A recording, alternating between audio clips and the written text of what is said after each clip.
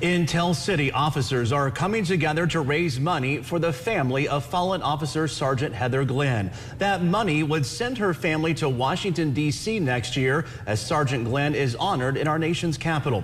Eyewitness News' Cody Bailey has more from Tell City.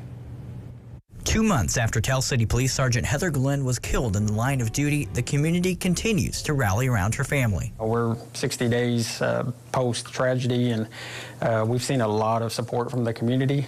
And being able to come together to honor Sergeant Glenn in a monumental way means a lot for our agency.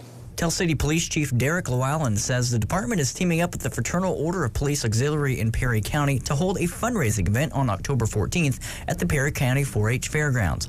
Money will be raised to help fund a trip to Washington, D.C. next May for ceremonies during National Police Week. We know it's an expensive project to do, so we're hoping with fundraisers and things we can raise enough money to where we can send her family and representatives at the police department. It's not how they died, but how they lived that made them the hero. So you can see that with Heather every day in this community. FOP Auxiliary Vice President Ashley Beaver is helping organize the benefit, which will feature a dinner, live band, silent auction, and other fundraising games. Well, of course, Heather's family is the main priority to get to Police Week, and then as many officers and spouses that we could send based off of the support we receive. Sergeant Glenn's name will also be engraved on the National Law Enforcement Officers Memorial Wall.